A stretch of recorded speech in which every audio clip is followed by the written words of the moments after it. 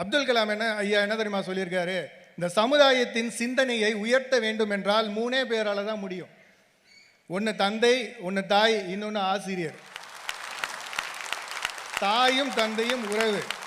ஆசிரியரை நட்புன்னு சொல்ல முடியாது. ஏன்னா தாயின் அன்பும் தந்தையின் பொறுப்பும் இருந்தால்தான் நல்ல ஆசிரியராக இருக்க முடியும். இல்லைங்க, வாழ்க்கையில் அட்வைஸ்ன்றதை யாருக்கிட்ட கேட்போம்? நம்மளை விட ஒரு தெளிவான ஆட்களை தான் கேட்போம். நம்மளை விட யார் தெளிவாக இருப்பாங்க? நம்ம வயசை கடந்த, நம்ம அனுபவத்தை கடந்த வீட்டில் இருக்கிற பெரியவங்க.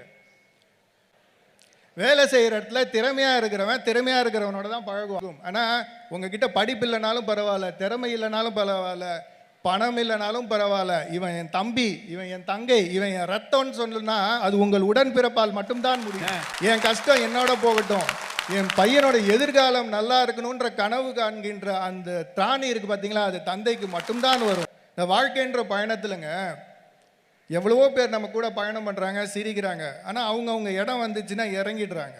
இதுதான் ரயில் ஸ்நேகம்னு சொல்லுவாங்க. ஆனால் வாழ்க்கையில் கடைசி வரைக்கும் கூட வர ஒரே ஒரு உறவு இருக்கும் அப்படின்னா அது வாழ்க்கை துணையாக மட்டும்தான் இருக்கும். உறவு தான் நம்மளை முன்னேற்ற உதவுகிறது என்று சொல்லி இந்த நல்ல வாய்ப்புக்கு நன்றி கூறி அமைகிறேன். நன்றி, வணக்கம்.